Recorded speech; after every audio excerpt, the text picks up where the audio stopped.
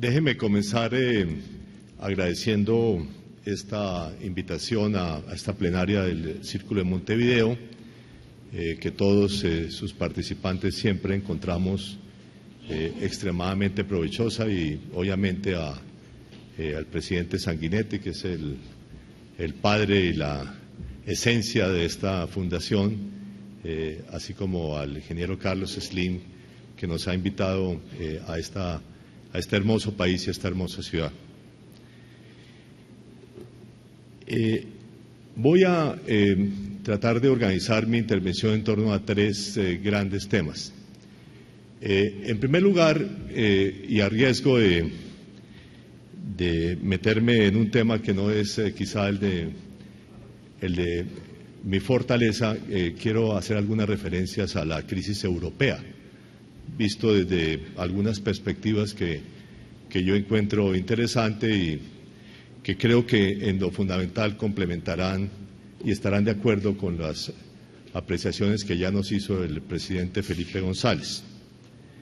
Segundo, algunas anotaciones sobre Estados Unidos y los riesgos que representa, que en cierto sentido son mucho más importantes en materia comercial para América Latina que los riesgos europeos. Los riesgos europeos son riesgos financieros para América Latina, los riesgos de Estados Unidos son mucho más riesgos comerciales. Y tercero, hacer algunas anotaciones sobre un tema sobre el cual poco se habla, pero que me parece muy importante, que es lo que yo denominaré, quizá poco exageradamente, pero importante, la crisis del comercio internacional. Sobre Europa, quisiera hacer 5 anotaciones fundamentales. Primero, corroborar la apreciación de la presentación del presidente González, de que el gran problema visto desde el análisis internacional es lo lento que resulta el proceso decisorio europeo. Incluso su transformación de un proceso que tenía un cuerpo ejecutivo en un proceso casi estrictamente intergubernamental, que es una característica que en realidad creíamos que había superado Europa. Y digo yo, esto es particularmente importante porque de alguna manera creo que a través de una secuencia de cumbres, los jefes de Estado europeos han dejado claro que quieren salvar el euro. Pero el proceso decisorio puede ser incompatible con las decisiones que haya de adoptar a la postre para salvar el euro. Y salvar el euro, diría yo, es el punto esencial de la agenda internacional del momento. Un colapso del euro es una crisis internacional sin antecedentes, porque es el colapso de una moneda de reserva. La historia universal nunca ha visto como tal el colapso de una moneda de reserva. Es cierto, la libra esterlina abandonó el patrón oro en septiembre de 1931, pero era ya después de unos 15 años en los cuales el patrón oro había entrado en franca decadencia.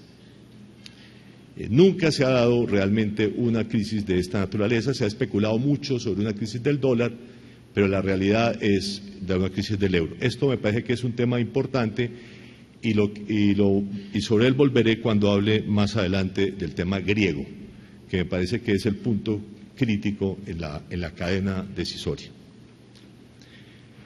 Segundo, lo que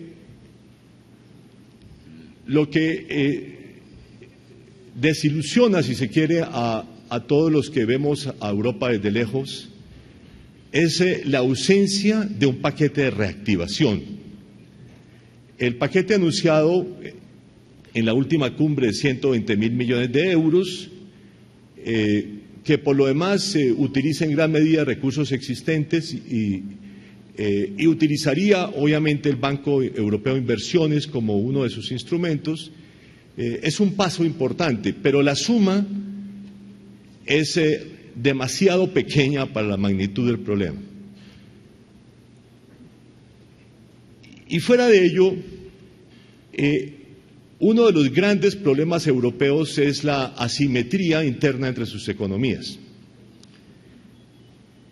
Desde por lo menos los trabajos de Keynes en los años 30, nos hemos acostumbrado a pensar que el gran problema de las crisis es que obligan a los países deficitarios a ajustarse, pero no hay una presión de la misma magnitud para que los países superavitarios se ajusten o expandan en el caso particular de los superavitarios.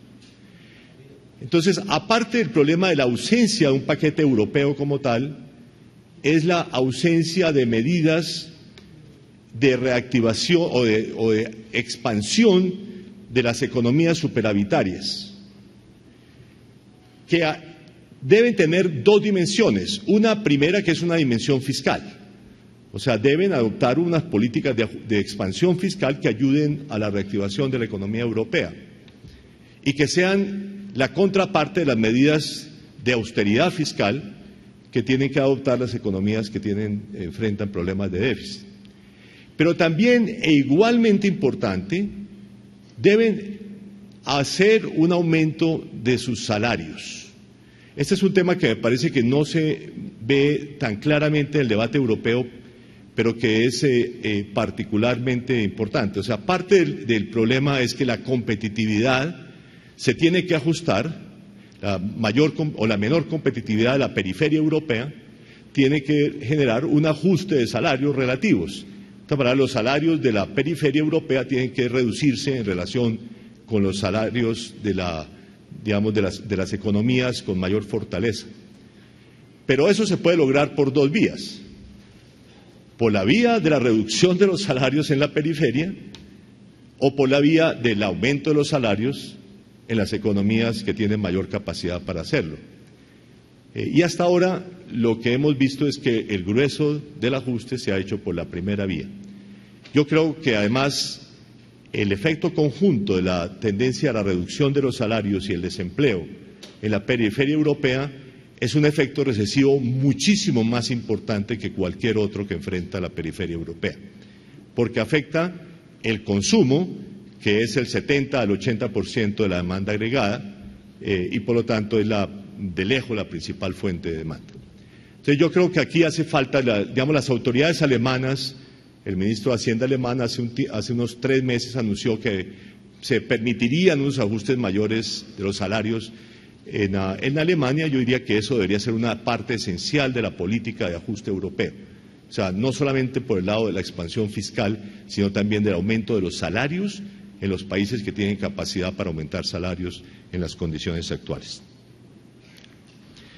Tercero, es evidente de que el Banco Central Europeo es el único instrumento de acción rápida con que cuenta la eurozona para poder controlar el principal problema que aquí lo presentó el presidente Calderón y lo presentó el presidente González, que es la especulación contra los bonos de deuda pública de varias economías de la periferia europea, que además amenazan con transformar, como decía el presidente Calderón, una situación que es de iliquidez, como es, por ejemplo, claramente la de España y claramente la de Italia, en una situación de insolvencia. Por ese motivo, ese instrumento se debe utilizar en gran escala. Las intervenciones que ha hecho el Banco Central Europeo son unas intervenciones que son hechas sin ganas, sin deseos de estabilizar el mercado, y el mercado la ha entendido claramente así, y por lo tanto sus efectos duran días. Si hay una decisión firme, debería hacerse a través de una regla mucho más estricta. Mucha gente ha propuesto que la regla sea, por ejemplo, que el Banco Central Europeo intervenga firmemente y compre ilimitadamente bonos de ciertos países de la eurozona cuando el margen de riesgo supera cierto nivel al costo de la deuda pública alemana. No sé, 200 o 300 puntos base, o sea, 2 o 3 puntos porcentuales, y que por lo tanto el Banco Central Europeo tenga un compromiso firme. Eso estabilizaría realmente los mercados y es el único instrumento que a corto plazo existe para ello. Al mismo tiempo, sin embargo, yo creo que hay que entender un problema que me imagino que se discute internamente en el interior del Banco Central Europeo y que es una anomalía total de la institucionalidad del Banco Central Europeo. Y lo pongo como ejemplo en que pensemos un escenario en el cual la Reserva Federal de los Estados Unidos no tuviese para intervenir en el mercado bonos del Tesoro de los Estados Unidos, sino que tuviera que intervenir en el mercado comprando bonos de deuda pública de California, ¿no es cierto?, de Nueva York, de Illinois, ¿no es cierto?, de la Florida. Digamos, la dificultad y los problemas inherentes a esa forma de intervención son absolutamente claros. ¿Por qué comprar los de California y no los de la Florida o los de Illinois? ¿No es cierto? Ese problema se resuelve enteramente diciendo solamente compramos títulos del Tesoro de los Estados Unidos. Ese mismo problema lo resolvió el Banco de Inglaterra y todos los bancos centrales del mundo lo resuelven así. El único que no lo ha podido resolver es el Banco Central Europeo porque no existen eurobonos. Entonces, técnicamente, la solución adecuada para Europa, a mi juicio, es que el Banco Central Europeo compre y venda eurobonos. Pero para eso hay que crear los eurobonos y ha sido un largo y dispendioso proceso que no ha permitido hacerlo. La única solución a corto plazo es, a mi juicio, que se le dé una autorización al nuevo mecanismo de estabilidad europeo de emitir bonos, incluso de tener el carácter, como se ha dicho, de entidad bancaria, para que pueda acceder directamente a recursos del Banco Central Europeo y que sea el Banco Central Europeo el que compre esos títulos y el mecanismo de estabilidad el que interviene en mayor escala para estabilizar los mercados de bonos europeos.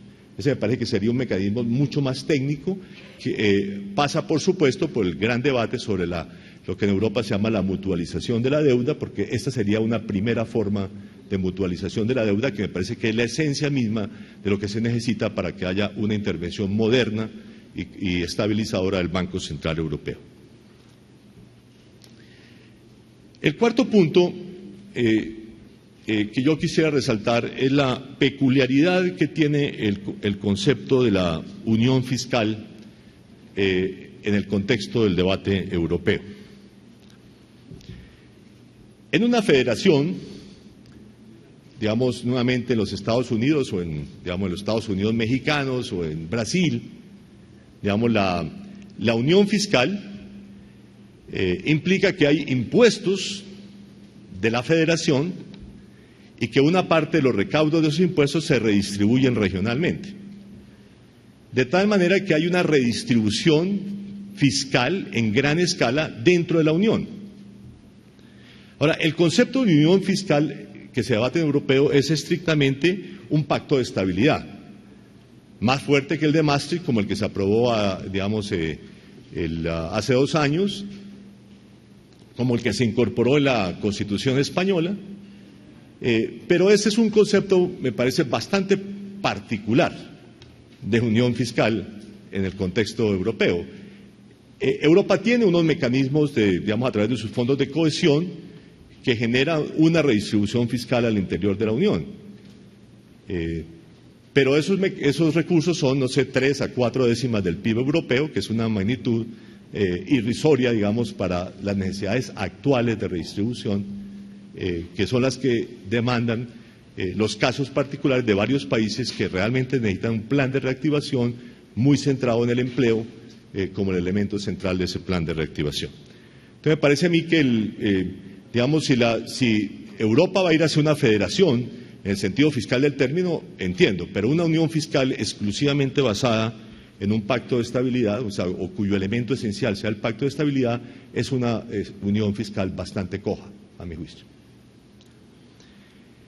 Y quinto, y me parece muy importante, el problema central, el donde, digamos, se puede desencadenar una crisis de grandes proporciones y un problema que no está todavía resuelto, es el tema griego. Y esto lo ve uno desde muy diferentes dimensiones. Pero tal vez la más importante, y como el presidente Felipe González nos habló de la cuenta corriente, es verlo a través de la cuenta corriente. La cuenta corriente, recordemos, en economía es la diferencia entre el gasto agregado de los ciudadanos de un país o los residentes en un país y el ingreso que genera, ¿no es cierto? Esa es, digamos, la esencia de la cuenta corriente. Bueno, en España el ajuste en gran medida ya se dio. Se pasó de un déficit de 10% del PIB español a un déficit del 2%. En Portugal también se dio en gran medida, pasó de un déficit del 13% del PIB a un déficit del 4%. Todavía le falta, digamos, un poco más. Pero en Grecia, donde era casi el 15% del PIB, todavía es un poco inferior al 8% del PIB. En otras palabras, Grecia, pese a todo lo que ha acontecido en los últimos años, tiene todavía un déficit externo monumental.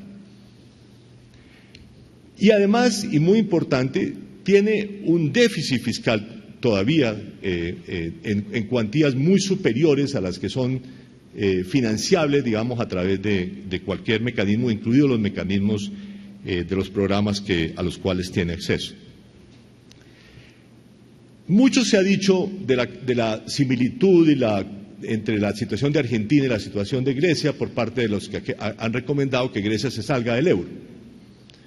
Ahora, una salida de Grecia del euro, primero tiene por esta razón un problema esencial para la economía griega.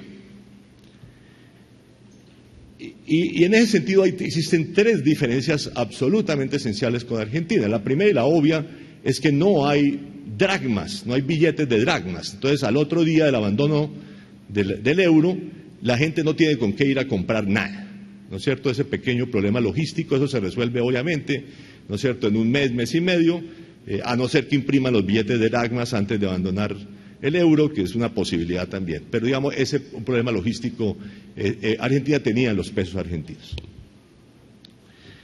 Pero aún más importante, Argentina tenía un superávit fiscal primario antes de abandonar la convertibilidad. En otras palabras, una vez dejaba de pagar la deuda, que es algo que tendría que hacer Grecia de todas maneras, quedaba con unas cuentas fiscales viables. O sea, los ingresos corrientes pagaban la totalidad de los gastos de Argentina. ¿Okay? Esa es digamos, la segunda diferencia esencial. Y la tercera diferencia esencial es que el sistema bancario argentino era muchísimo más pequeño y no estaba quebrado antes de abandonar la convertibilidad. El sistema griego es, digamos, el sistema argentino era, digamos, 20 o 25% del PIB argentino. El sistema financiero griego es un 80% del PIB griego. Es un problema mucho más grande y además está totalmente quebrado. En otras palabras, al otro día de abandonar, y por último y cuarto, existe un déficit en cuenta corriente todavía enorme. Entonces, al otro día de abandonar la convertibilidad, o el euro en este caso, Grecia sería una economía absolutamente inviable, cuya única forma de financiarse es a través de emisiones masivas y por lo tanto el riesgo de altísima inflación o de hiperinflación me parece que sería muy alto, nuevamente a diferencia clara con la situación argentina, donde el abandono de la convertibilidad, digamos, generó una estabilización del tipo de cambio de la inflación un par de años después del abandono. Esa es una diferencia esencial. Pero aún más importante, ya desde el punto de vista europeo e internacional, el abandono del euro por parte de Grecia genera un efecto dominó, un contagio, como se le dice en los debates económicos, que a mi juicio va a ser extremadamente difícil de contener.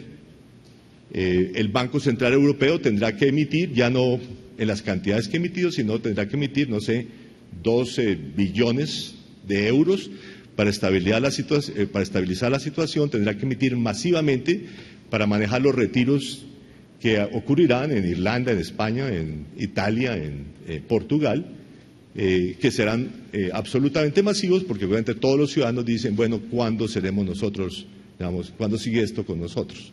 Entonces, me parece a mí que hay un tema absolutamente esencial y lo que es crítico y que todavía no se ha abordado, y más aún, las noticias más recientes son muy negativas acerca de cómo se va a manejar la crisis griega. La crisis griega, como se ha dicho hace mucho tiempo, requiere una reducción de deuda mucho mayor que la que se acordó hace algún tiempo y sobre todo requiere, para ponerlo claramente, un plan Marshall para Grecia, o sea, un plan de expansión financiado por la Unión Europea para facilitar la reactivación de la economía griega. De otra manera, digamos, y a diferencia notablemente con España o con Italia, el problema de Grecia es de absoluta falta de solvencia y de absoluta falta de competitividad internacional, mientras yo creo que el tema de España e Italia es un problema mucho más de liquidez. Sobre Estados Unidos, hay dos reflexiones fundamentales. Todos sabemos que el principal problema que se ve en Estados Unidos es un tema de confrontación política, de polarización extrema, donde virtualmente no se llega a un acuerdo político para ningún tema económico de fondo y especialmente para ningún tema de ajuste fiscal que involucre, como razonablemente involucra para cualquier analista de la situación norteamericana normal, un aumento de impuestos. Y no solamente una reducción de gastos, porque el tamaño del gobierno de Estados Unidos, para comenzar, es mucho menor que el de otros aparatos fiscales europeos, por ejemplo, y para reducir un tamaño de déficit del 8 al 10% del PIB, se requeriría un ajuste de gastos de tal magnitud que simple y llanamente no es viable en ese caso. Pero a esto se suma lo que en el debate de Estados Unidos se ha venido a llamar el precipicio fiscal. El precipicio fiscal es la conjunción a finalizar este año de tres situaciones extremadamente complejas. La primera es el ajuste automático, el recorte automático del gasto público que fue acordado cuando se discutió por última vez el aumento del techo de deuda pública del gobierno federal. Recuerdan entonces, en ese enfrentamiento vergonzoso que hubo en el Congreso de los Estados Unidos, que se creó una comisión que iba a proponer un plan de ajuste de largo plazo, pero que si esa comisión fracasaba, como de hecho se esperaba que fracasara y fracasó, entonces habría unos recortes automáticos que se determinaron en la ley. Esos recortes automáticos comienzan el 1 de enero del año entrante. Segundo, en ese mismo momento se vence la ley de recortes de impuestos que se expidió durante la administración Bush y que la administración Obama, un poco a regañadientes, extendió por 2 años consecutivos. Ya el presidente Obama ha dicho que él no está dispuesto a renovar esa ley, excepto para las familias de menores con ingresos menores a $250,000.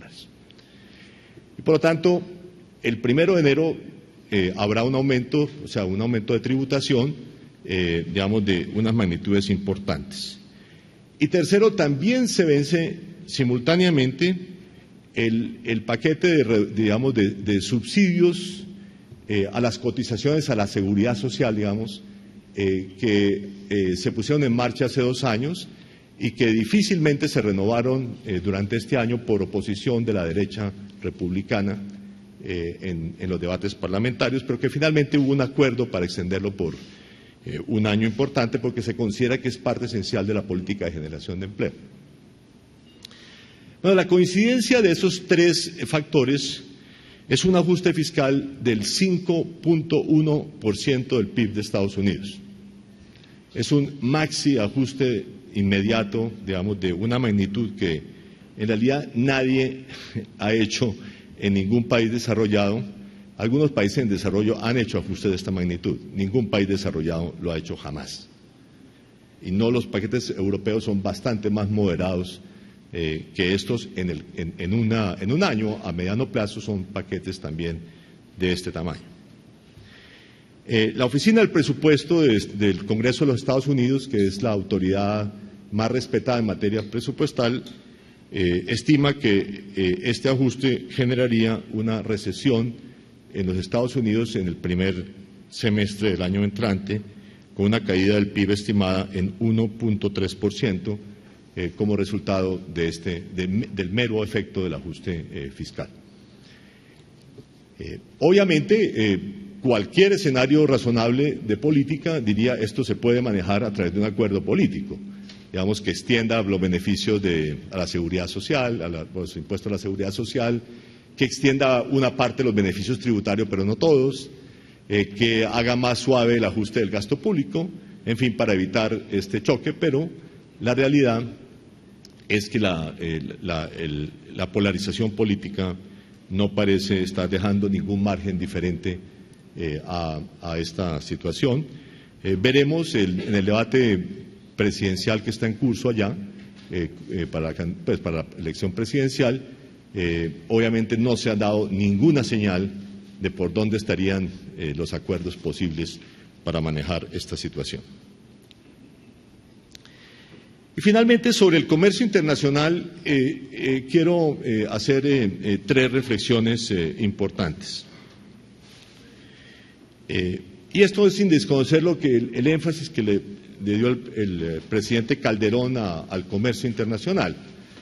Además, en América Latina, de alguna manera, hemos puesto todos los huevos en la canasta del comercio internacional. Digamos, llevamos 25 años, 30 años, en que nuestra apuesta fundamental es al desarrollo exportador como motor de crecimiento.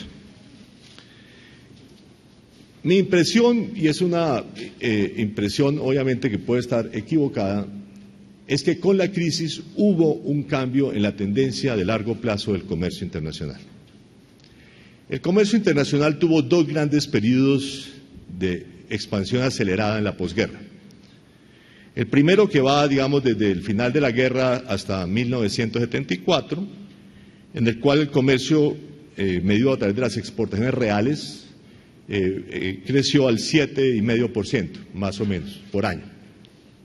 Después hubo un periodo de desaceleración entre el 74 y el 86 y vino un segundo periodo de fuerte expansión donde volvió a crecer otra vez al 7,5% por año.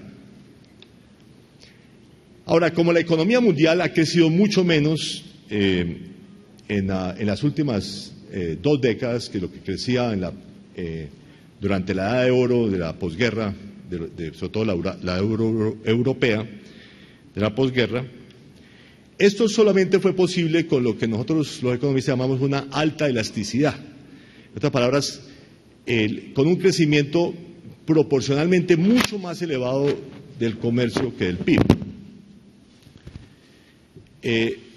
Históricamente, digamos, esa elasticidad fue de 2.4, que por cada punto de crecimiento del PIB, un punto de crecimiento del PIB, el comercio internacional crecía 2.4%. Y eso fue lo que hizo posible que con un crecimiento, digamos, de, no sé, en torno al 3%, el comercio internacional creciera 7,5%. Después de la crisis, lo que hemos tenido es un crecimiento del comercio del 2.7% por año, o sea, una tercera parte de lo que crecía anteriormente, y eso es el efecto de 2 factores. En primer lugar, del menor crecimiento mundial, pese al continuado dinamismo de China, de la India, en fin, Y segundo, de que esa elasticidad se ha reducido y a mi juicio se ha reducido permanentemente. Digamos, la elasticidad de los últimos 5 años es de 1.4%. Entonces, si la economía mundial va a crecer menos dinámicamente y por otra parte el comercio internacional no es particularmente elástico al crecimiento económico, el mundo va a enfrentar una era de un crecimiento del comercio internacional mucho menos dinámica de lo que está acostumbrada durante más de medio siglo.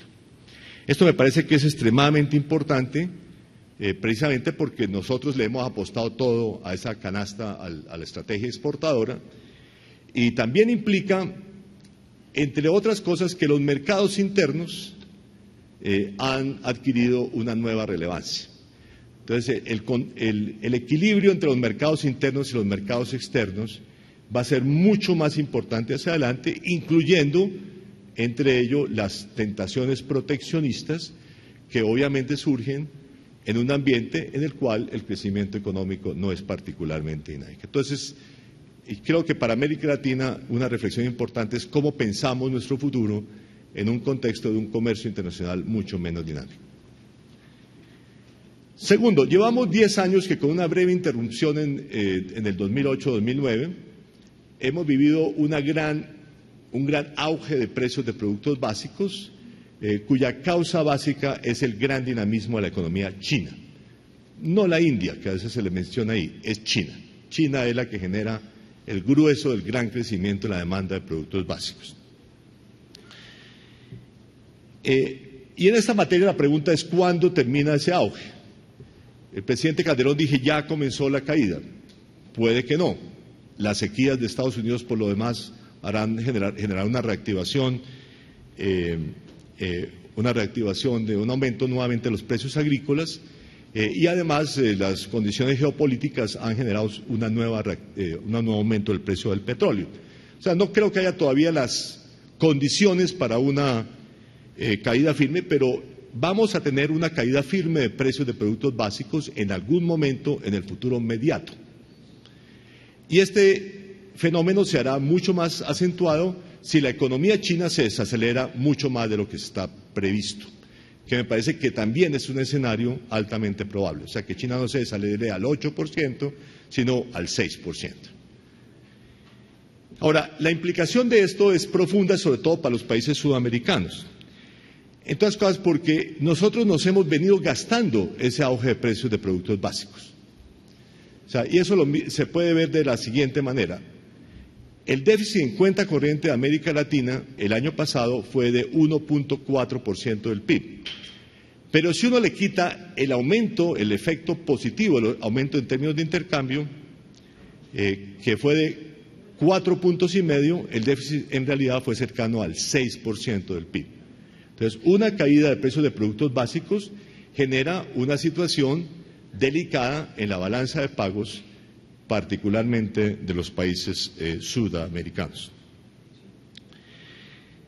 Y por último, en este ambiente, digamos, de un crecimiento no dinámico del comercio internacional, me parece que y sobre todo del comercio norte-sur, porque el norte no crece, o el centro-periferia, digamos, el centro no crece muy dinámicamente por las condiciones difíciles que enfrenta.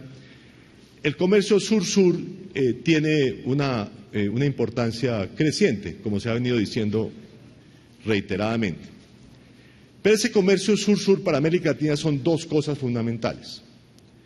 Son, en primer lugar, el comercio entre nosotros mismos, o sea, los procesos de integración.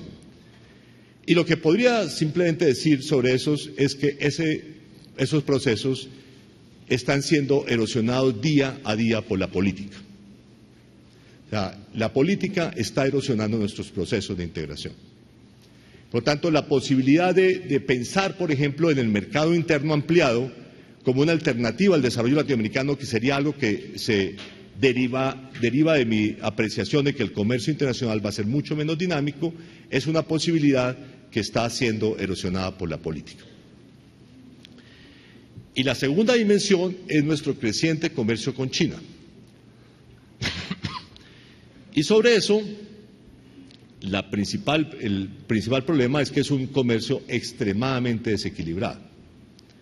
Es un comercio en el cual América Latina esencialmente exporta 5 productos, no mucho más de eso, es decir, exporta petróleo, cobre, mineral de hierro, soya y pulpa para papel, e importa una canasta de manufacturas cada vez más sofisticada de China.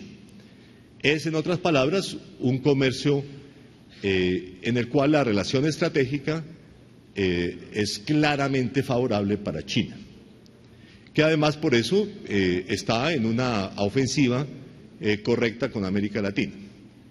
Entonces, para mí, la estrategia fundamental en esta materia debería ser, en primer lugar, reconocer que el mercado chino es el mercado del futuro, digamos, comenzar por allí, pero al mismo tiempo plantear una relación estratégica en la cual no seamos meramente exportadores de un puñado de productos básicos hacia la gran economía asiática, sino que realmente haya una relación estratégica.